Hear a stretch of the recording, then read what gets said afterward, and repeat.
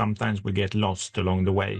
We lose ourselves somewhere, either in the corporate world or in relationship or wherever. We tend to lose the inner self, the inner compass. And today's world, where everybody is chasing dopamine kicks for everything, we are scrolling on mobile phones, we are receiving thousands and maybe hundreds of emails every day, and we go to endless meetings, and we tend to be very, very occupied as individuals. Yes. There has been the power of three to say that you can maximum cope with three priorities simultaneously. What I normally say, quoting Wayne Dyer, who taught me this one, is saying that when I change the way I look at things, the things I look at change. If I can take a different perspective to things. So when I look at things from a different perspective and having that courage and providing that time to say that when I reframe things, things will change.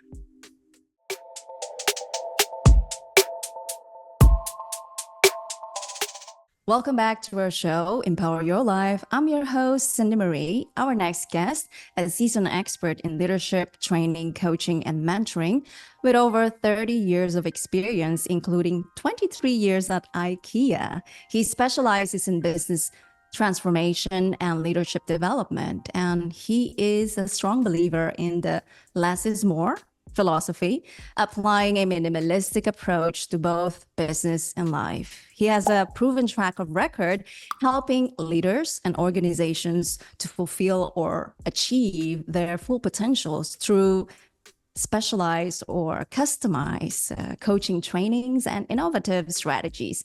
In today's episode, we're going to dive in more, living with less, the true path to freedom. Let's all welcome our next guest, Dennis Larsson. Dennis, welcome.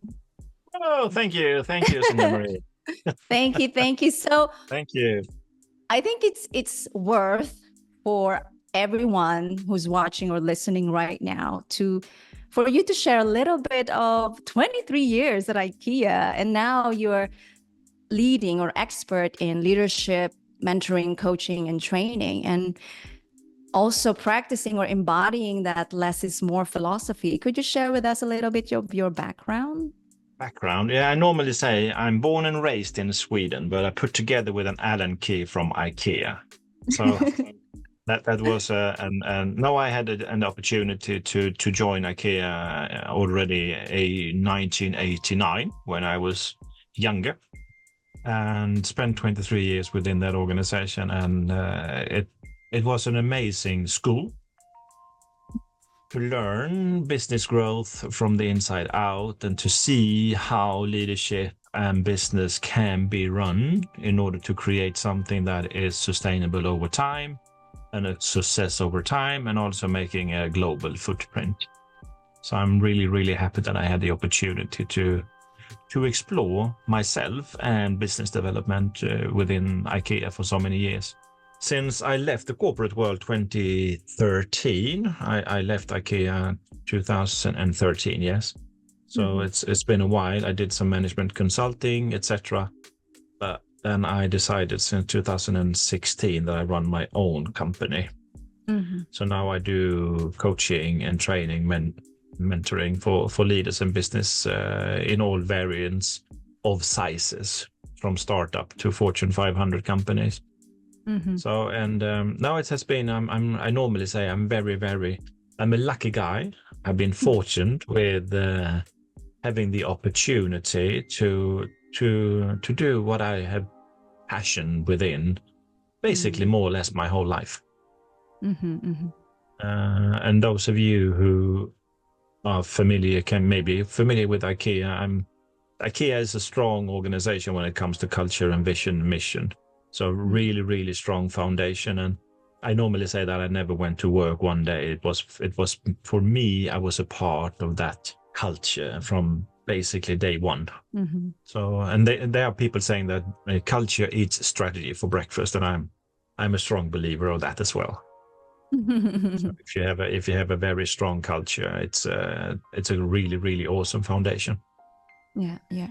Which I see today when working with other companies, that some of the core values is something that they have in a piece of paper in a file somewhere in the bookshelf. at the best. So living the values is critical, and has always been critical for me. Even when I decided to start my own business, I spent years on developing my own core me. Who am I? What I stand for. Yes. And this is part of your practices, or you actually provide to your clients, if I can say, is really understanding and identifying the clarity of who you are. And I think it takes a lot of practice before you really get that clarity. Is that right? Absolutely. We tend to go, I think many people I meet can relate to that. Sometimes we get lost along the way. Mm-hmm. We lose ourselves somewhere, either in the corporate world or in relationship or wherever. We tend to lose the inner self, the inner compass, and that is normally where I spend a lot of time with people, working on the inner compass. What is the key elements of what do you want in life? And like you mentioned in the introduction, for me, freedom is my North Star, so to speak. So whatever I do, and I think whatever I did also when I was working within IKEA, was freedom. As a core drive, I want to be free. If you have seen the movie, the Dirty Dancing movie for many years ago, I don't know if you've seen it or somebody. There is a quote that says, "Nobody puts baby in a corner." And I normally can refer to that. I don't want to be put in a corner. I want to be a free soul, doing what I want to do, and bringing joy and happiness to the life and to other people's life as well. Yeah. And yeah, I'm the same. You know, one of the things is that the freedom. But before we dive into freedom, let's talk about the less is more practice in leadership, especially minimalist leadership. So Dennis, in your definition, what is minimalist leadership and why it's important? I think we in today's world where everybody is chasing dopamine kicks for everything, we are scrolling on mobile phones, we are receiving thousands and maybe hundreds of emails every day, and we go to endless meetings, and we tend to be very occupied as individuals. Yes. And I think if you want to move the needle in one way, focus is a critical element. And for me, taking away the distractions and really going down to the power of three. There has been a power of three for ages. And I think that is still very valid approach to say that you can maximum cope with three priorities simultaneously, having three focus areas, and the larger organization you come into, the more priorities are there. So, which means by the end of the day, it's an internal struggle. What to prioritize on and where to put the money and the resources, which by the end of the day comes to turn that the customer might suffer from it because you are more introvert in your business development rather than extrovert creating values for the customer. So I would say approximate. I would without lying, I would say at least in 9 out of 10 sessions or people I work with or organization, there is a really long discussion about what can we take away. Oh, yeah. What can we take away? Because I think that we are, as humans, perjurers in one way or another. We want more. We want more money. We want bigger houses. We want more dresses. We want more shoes. We have one car. We want 2 cars. We have 3 cars. We want more. And I think that also influence in the corporate world or in the business world, no matter if it's a corporate or small startup. I think more we are thinking about. And today I'm coming across in this episode with you, Sandy Marie, from my mobile home, which is basically my home, more or less. I have a small apartment downtown Stockholm, which we rent with a partner and my, but we tend to spend the most time in our mobile home. And that's the only car we have. and we don't have a summer house either. So we are renting a small apartment and we are living a life on wheels. So less is more in all areas of life. Yeah. And I think I've learned this also over time, that we forgot the purpose of why we're buying things or why we're doing things. For example, what's the purpose of car anyway? It's to really drive us to one destination to others. But now I think we, including myself, because it's we generating things we don't see, again, the future, right? What will happen, because we just focus also in the press or here that we want to help other people to have different options, and different options becoming more choices. And because we are also not trained properly, even at school, to have that discipline to focus what truly matters, therefore, a lot of us affected being mostly consumers, instead of focusing what are those things. And I just mentioned to you earlier, here we're focusing on buying quality, not just having things, because I'm like you, living in a minimalistic way is really true powerful. And I totally get you when you mention about in corporate, that taking out or reducing more, it's a challenge, because I'm giving you an example with my husband's, because he's in corporate and constantly adding more and more and more. And you mentioned about the customers, also actually the employees getting impacted with the continuous demand on that.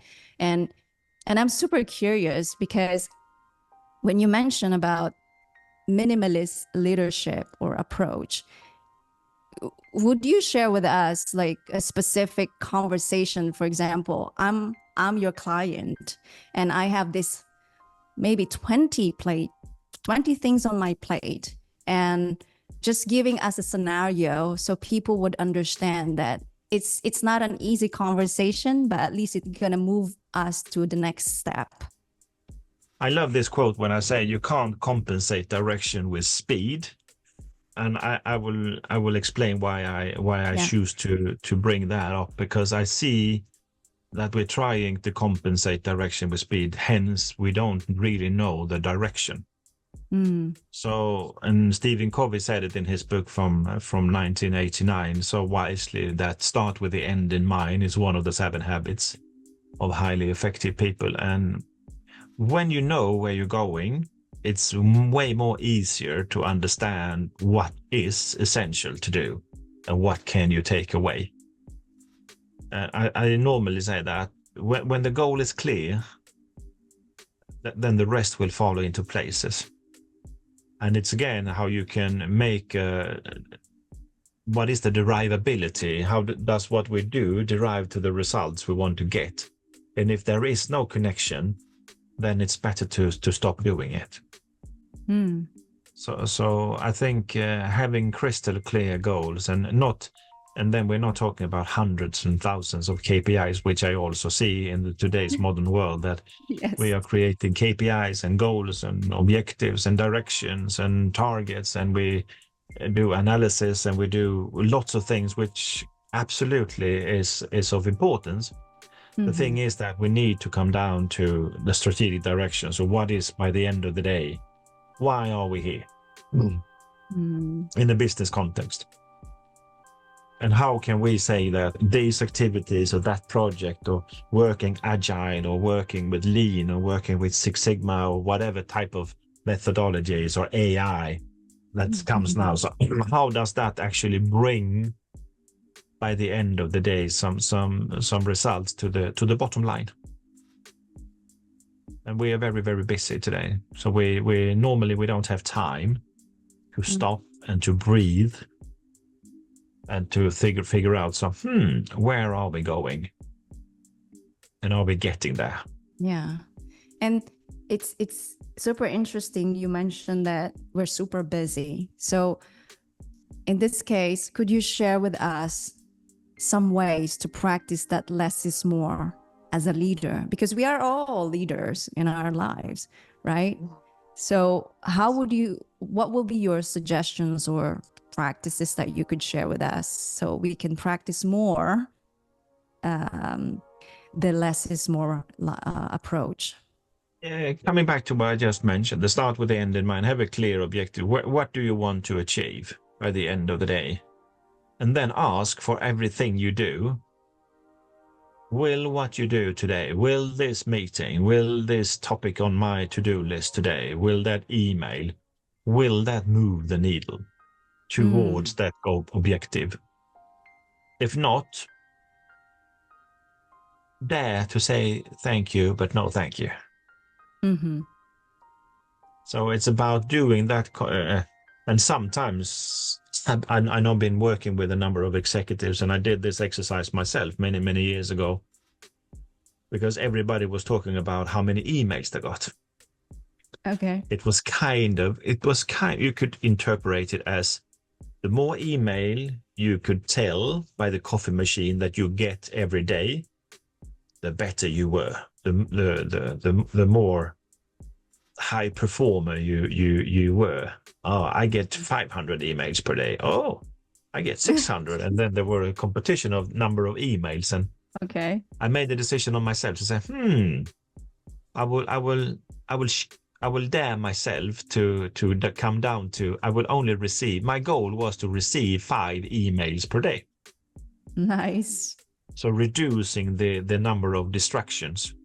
And I put that up as an internal goal for myself, just because I think that let's see what happens, and then working out a strategy. How can I make sure that I only get 5 emails per day?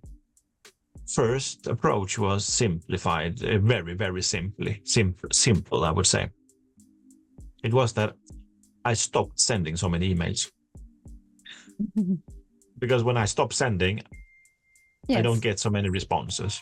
So I became really, really cautious of who do I send what to and why. What is the reason behind this email? Sometimes I had peers sitting next to me. Then we took the discussion. We said, let's go for a coffee, and we sorted things out instead of bouncing emails back and forth. Yes, I agree. And when I got emails, I asked the sender, so, hey, thank you for your email. I see that I'm on your send list. Can you please explain to me the reason why you included me in this email? Because I would like to know so I can contribute. Thank you. Cheers, Dennis. And it was also something that I know that some people said, then they need to consider, why did they include me in the email first place? Yes. And then after in a polite way, with good manner, asking the question for curiosity. I can see that you send me an email. I'm curious. So what do you want me to do with it? Is it just for my information? Is it really critical for me to have this information, or is it just convenient for you to reply to all? And that also, I kind of fostered an organization around me that they became really hesitant of sending me emails. Because they knew that as soon as they did, and if I didn't find it important immediately, or if I didn't really understand why I got it, I normally send back the response to say, hey, what do you want from me? Yeah. You can do that also when it comes to meetings. Which meetings do we go to? How many meetings do you really need? Yep. Sorry, no, I was about to say that reminded me of the meetings, because I remembered when I was in corporate, the last job, kind of more comfortable of speaking the truth in my case. And I would ask them, do I really need to be there? Because if not, I'd rather do my other things that's more on priority. And, you mentioned earlier about this number, keeping score in the email. And I think it's the same attending meetings. And also the longer the meeting, the interpretation that you're actually doing a lot of things, where in fact, in my opinion, it's sorry for the word, it's a waste of time, because we can actually minimize that, just focus on what is the problem, what are the solutions that we can put on the plate, and choose 1 to 3 and take action. Goodbye, and let's talk again after we take the action. Yes, and also empower others. And that comes also back to the clear end in mind, so that Yes. when everybody knows what the objective is and they keep track of it, are we winning or losing or falling behind? So you need to understand that you need to basically see the needle. Is it moving in the right direction, yes or no? Mm-hmm.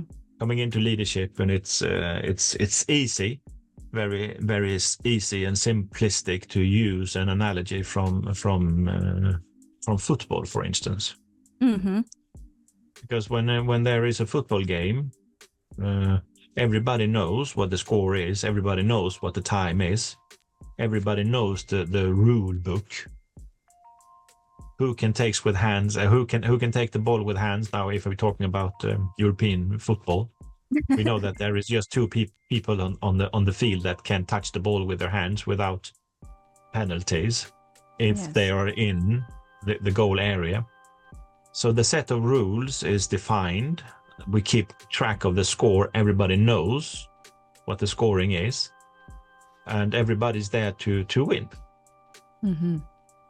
And it's very clear. And I think that is one of the key elements why people look at and pay tickets to go and see a football game. Imagine, Cindy Marie, that you and I, together with your husband and my girlfriend, we should go to a football game, maybe in Barcelona. Let's say that, for example.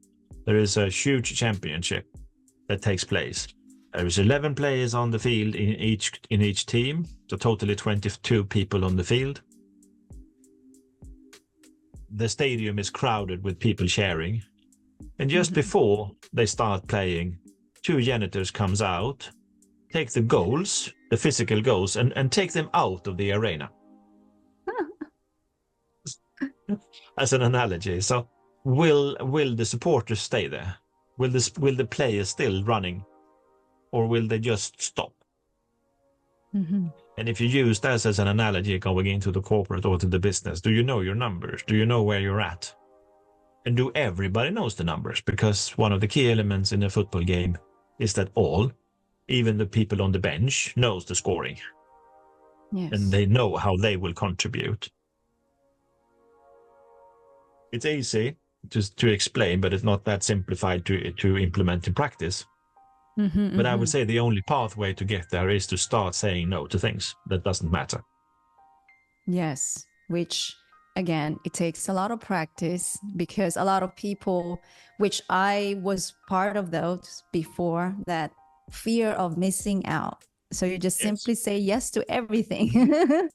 But now just really focusing on what really important for our lives. And we talked about earlier, or you mentioned how important to you the freedom. And that's why you are where you are right now and continuously, progressing to what truly matters to you.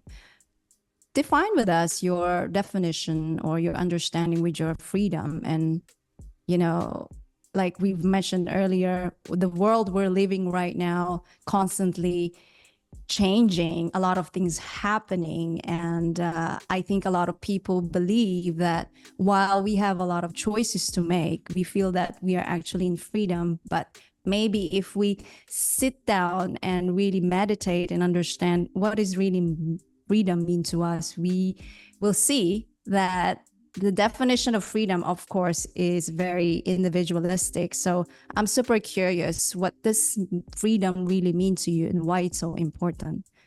My definition of freedom is that I wake up every morning and feeling that if this would be my last day in life, would I do what I'm about to do? Mm. If I feel that, no, I will do something else, then that's a wake-up alarm for me to say that I need to do something else. So for me, it's a waking up every morning knowing that today I can support some people, hopefully online. When I say hopefully online, because today 98% of the work I do is online. Yeah. Because that is also a part of freedom, the element of freedom for me. If I can work from my RV somewhere in Europe, in Sweden during summertime, and in South Europe during wintertime. Hence, I'm a little bit I don't like winter clothing in northern Sweden, because that is not part of freedom if I need to have winter jacket and hats and gloves and everything. So that comes in all areas of life. So I think what you say, when everybody defines freedom differently. For me, is that I'm free to do, if I will shut down my computer one day and say that today I will just go for a swim, or I will go for a walk, or I will read a book, or I will hang out with my kids, my friends, and my partner and our dog. I can make that choice. It's not that somebody is forcing me to do something that I don't want to do. Again, coming back to that, when nobody puts Dennis in a corner, if I say like that. So I don't want to be squeezed into a corner, because I think that there is also a rebel within me that will fight when somebody tries to put me in that context. But that is me. I know people who like having really, really close and firm boundaries, to say that I want to go to the workplace, I want to have a leader who tells us what to do, and I want to be a part of that. That could also be freedom. So it varies from person to person. And I think, again, what you said, Cindy Marie, is that everybody needs to meditate or whatever discipline you want to do, to find out, what do you want to, which life do you want to live by the end of the day? My spiritual teacher says that we are spiritual beings having a human experience. So again, what is the spirit within? Yes. What are you chasing? Yeah. It's interesting you mentioned about that, because I have this sense of calling, if I can say that. I have a big opportunity here where we are, that, there are so many lost souls that chasing perhaps a different direction, and I could serve them, to bring awakening them, that there's so much things that we can redirect or reroute. So just for us to have really the freedom we want, because I think the freedom could also means to be genuinely happy, and genuinely seeing, again, a lot of people, and I'm like you, I'm a rebel as well, some part that I don't want to be distinct this way, that way. So many things people telling me that not a definition of who I am. I'm just like, okay, you'll see. If that's what you say, okay, you'll see. But I love you point out being polite, because I think that also takes a lot of self-awareness, having your freedom. Not necessarily people would understand you, right? No. Yeah, but also allowing other people to understand what freedom for them and live their life accordingly, because by the end of the day, we are here to live the life that we're supposed to live. Yep. And I think maybe when I do some serious self-discovery, I think one of the key elements for me living the life I live today, and with the freedom definition, is that, once upon a time I was in the corporate world. I climbed the corporate ladder. I earned the money I earned. I built my dream house. I drove my dream car, more or less.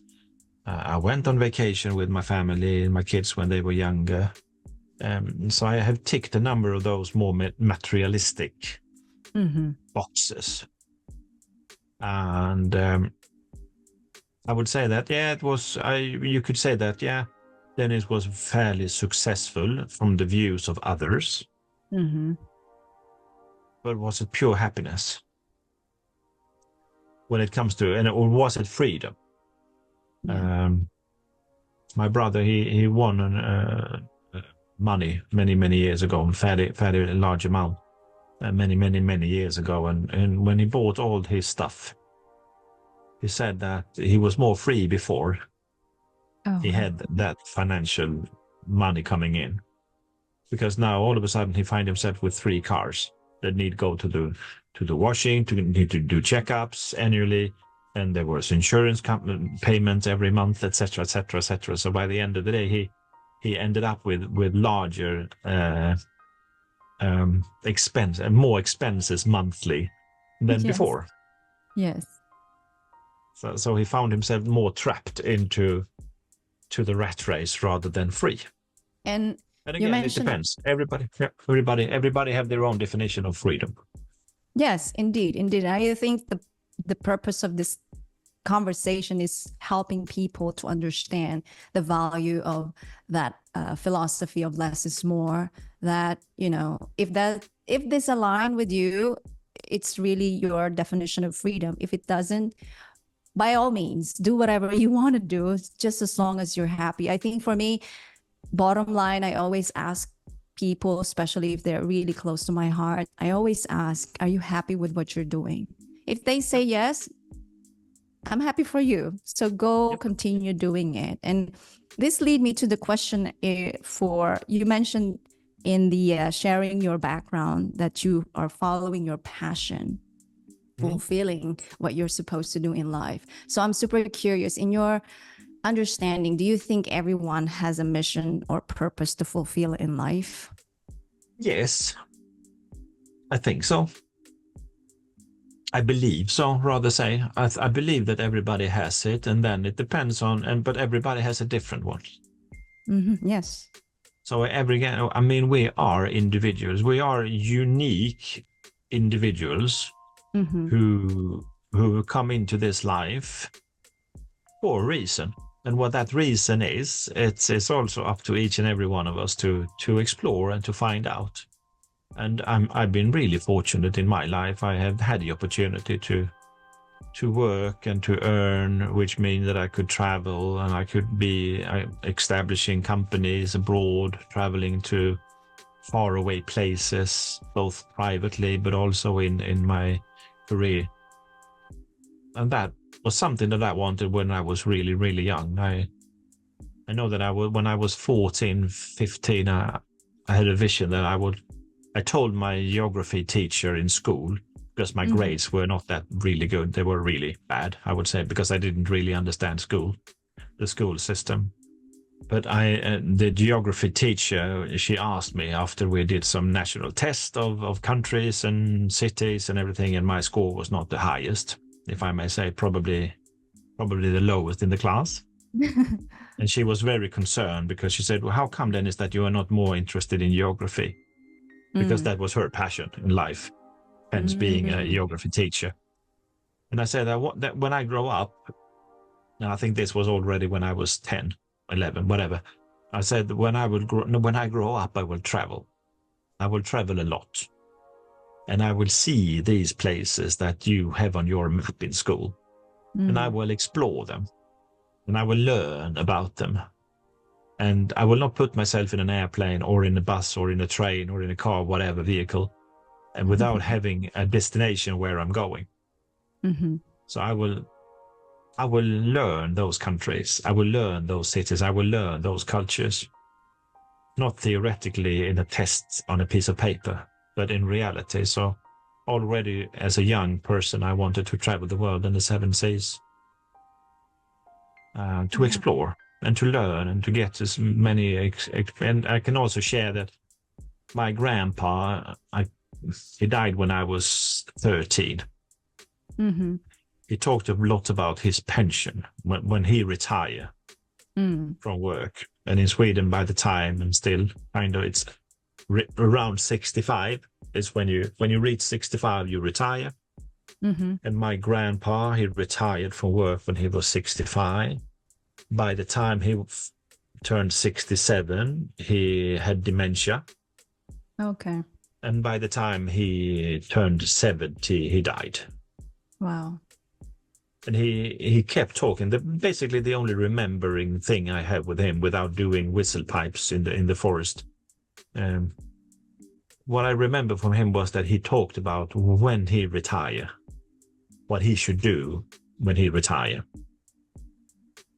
And that has also been something within me, a mantra, saying that I need to do that now. I can't sit and wait until I retire. Yeah. And the less stuff I have, the more free I am. Otherwise, I need to manage my stuff. True. So for me, it goes hand in hand, but that is for me. Yes. So for me, this is what you say, common sense. It's not rocket science. Yes, which common sense, not common sense for other people at all. So I have some English speaking friends who say that the biggest problem with common sense is that it ain't that common anymore. Yes, it's true. You have to express, or sorry, I just need to. We have to explain further, and yeah, this is something that I found very, very interesting and fascinating lately. That it's a common sense, but it's not common for everyone. So you have to explain it more so they will get it. But that's the beauty of life, because I think one of the things that the universe is teaching us is to to deepen our patience in the changes that we're making. So we have to constantly being more patient, because guess what? Because we are the one who's creating all of this, right? And so absolutely, no, we are creatures of manifesting, so to speak. So we can create whatever we want to create, and that comes back to I had a session today with an executive. We talked about radical candor. We talked about radical candor in one way of providing feedback to others in the setting, but I also put that question to taking radical responsibility. Do I take radical responsibility for my life and for my family's life and for the people that it's close to me? Do I take that radical responsibility? Because the only person I can change is me. Full stop. I can inspire, and I know that you have this podcast, and I assume that you have guests, and you as well, Cindy Marie, with your background and history, can influence or influence and maybe make some people stop for a while and have a second thought of what is really important, and maybe get inspired by your channel. And with that said, by the end of the day, it's up to each and every one of us. Yes. And the quality of the life we have is the quality we settle with. That's huge. Right? That's simple to hear, but that's really deep. And you mentioned that you have a discussion with executive earlier, and I'm super curious, because it's always easier. And even if this is also applied in life, it's always easier to point that the blame is outside you. And so when you share that conversation or feedback to the executives, and correct me if I'm wrong, of course, they would have high respect with you. But the moment that you point out with them, instead of looking outside, the ego or the pride might get a little bit hurt. But I'm not sure, because this is just what I heard between really in the place of making an impact as a leader and place of the leader that has been asking to make action from the place of outside rather than looking within you as well. So I'm super curious, how do you handle this kind of situation? And I'm guessing it happens. Absolutely. And we are all, I mean, we can say that I can blame someone else, or I can take radical responsibility. And another example today with one leader I was coaching online, a woman in Europe, and she just came back from vacation, and she said something has happened. And the thing that when she shared with me, we've been working for a couple of months before vacation time, and what she had learned to master is what I normally say, quoting Wayne Dyer, who taught me this one, is saying that when I change the way I look at things, the things I look at change. Yes. Which means that if I can take a different perspective to things. So when I look at things from a different perspective, and having that courage to take a different perspective, and providing that time to say that when I reframe things, things will change. And with that said, coming into the blame game that I know takes place in many organizations today, the larger, the more in general. I think that we are on the pathway, though, from that to something else. I think we are as human, we are evolving into next level of consciousness. I do hope and I do believe so. Become more smarter in that sense, from a not just IQ, but more from an EQ and SQ, maybe a soul intelligence, yes, and emotional intelligence. But again, it's about, and that's the beauty of coaching with what I do. It's about, so what can you do?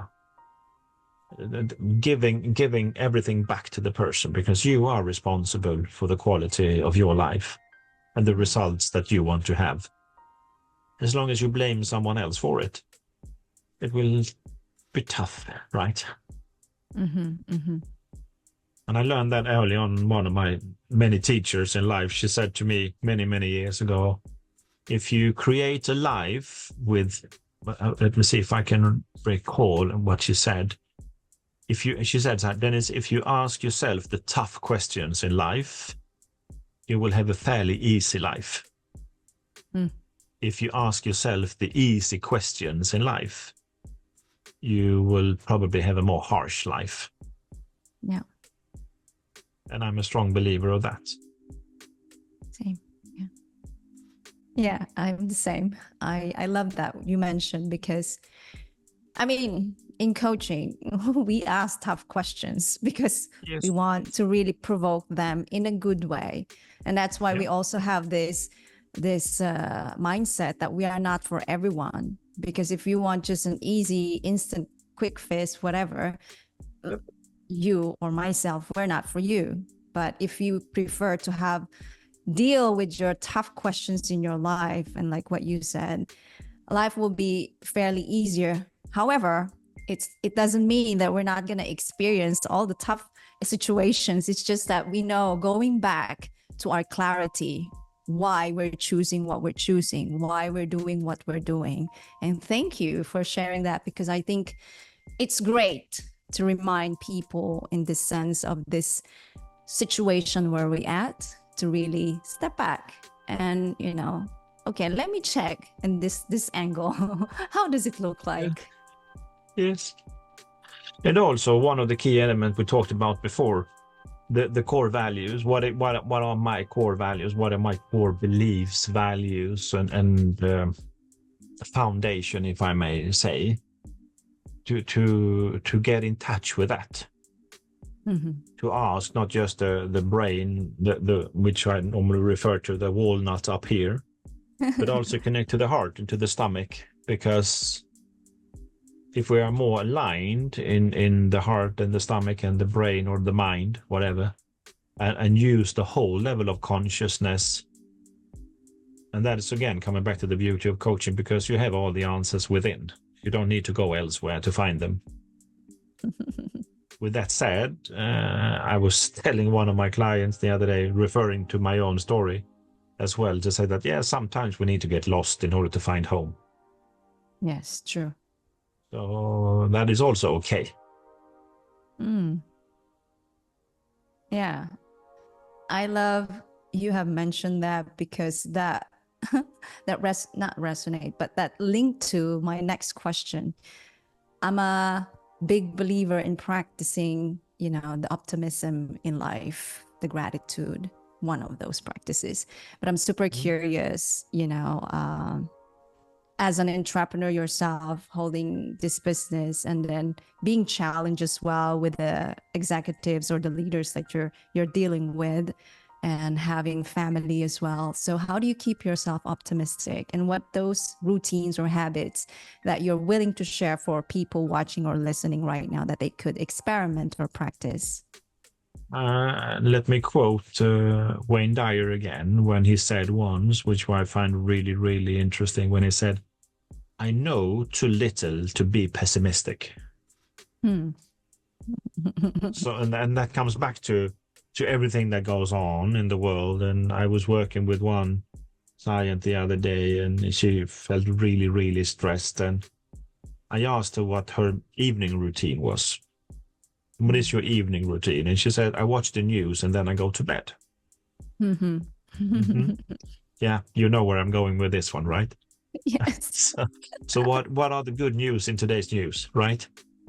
No, so basically her last impression before going to bed was the world is on fire. Everything is a disaster, because that's what is telling. And if you want to watch the news, you do that. I prefer not to. I prefer working with people who want to make a change, and I don't believe that the news per se wants to do that, not without knowing everything. But nevertheless, giving yourself some slack and coming back to how do you nurture yourself? Mm-hmm. How do you make sure that you show up at the best you?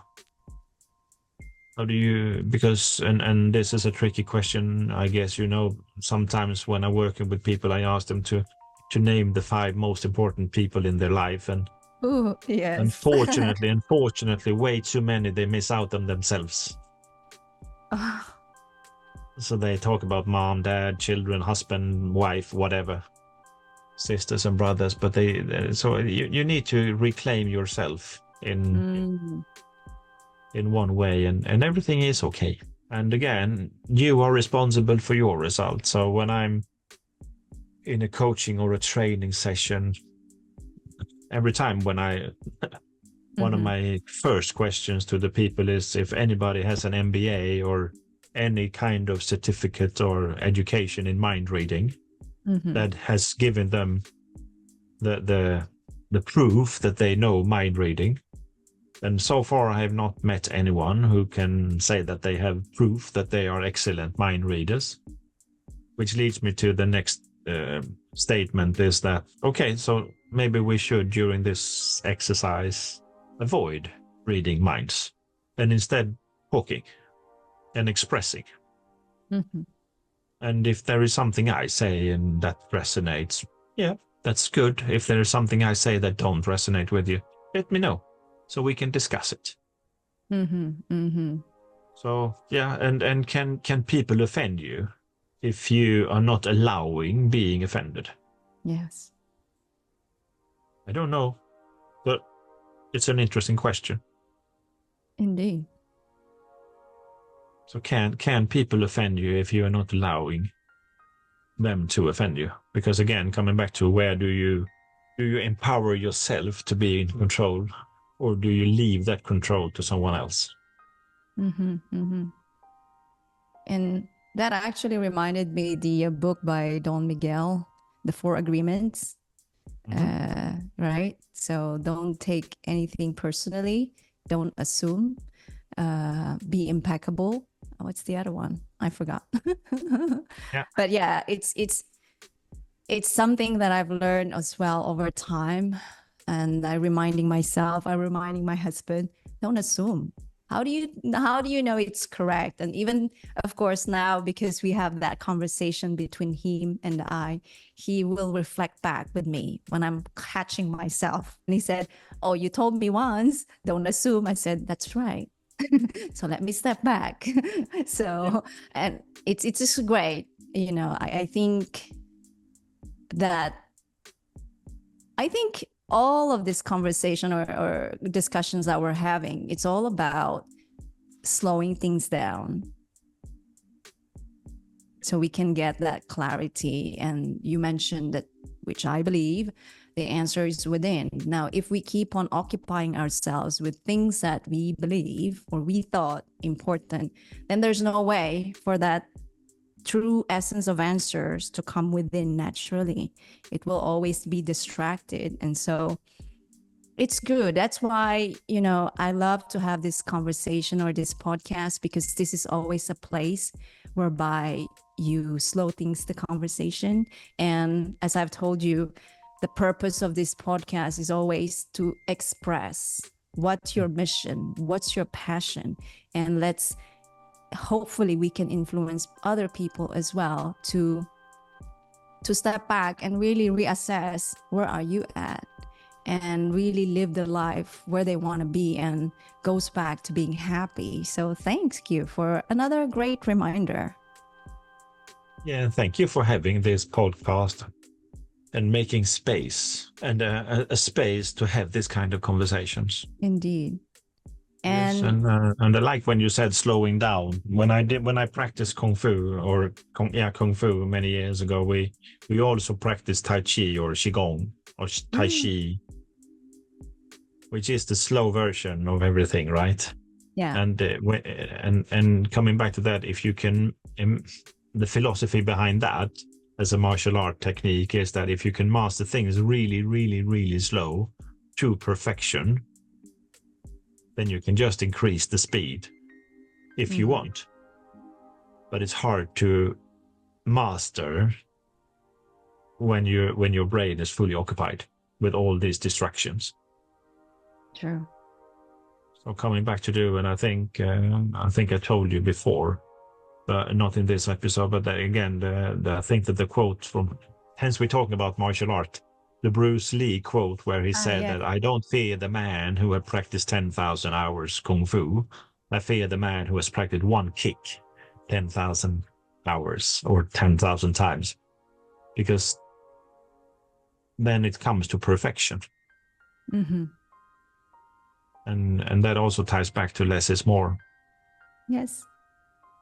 Beautiful. And Dennis, I know maybe your plate is full, but for many people who resonate with your approach, with your philosophy, and perhaps would like to have a conversation with you, whichever that you're providing them services, where they can find you or connect with you. I'm on LinkedIn. That's the only channel I'm using today. Coming back to less is more. So I opted out from Facebook and other social media platforms. So I only operate on LinkedIn today, and Dennis Larsson /69. I think my URL is, or just Dennis Larsson. Please feel free to reach out, connect, and there is also an opportunity if you want to have a one-on-one discovery call.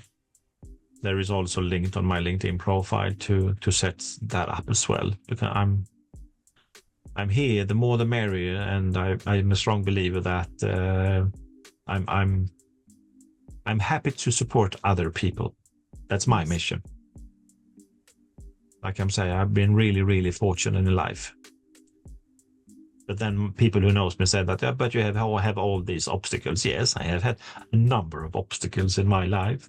I went through a number of crazy things, but I'm really happy that this life has brought me that as a learning. Yes. A learning opportunity. I'm on the verge. I'm on a journey to remove the word feedback sometimes. Yes. And replace it with a learning opportunity. Yes. To say, hey, here's a learning opportunity if we want to embrace it.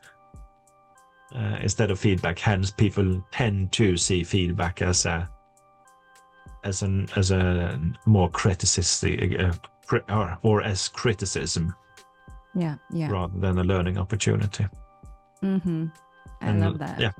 And like we say, sometimes we win and sometimes we learn. Through learning, we grow and we connect with who we are. Thank you. And don't worry for all the information. I'm going to include that on the podcast and also on the blog.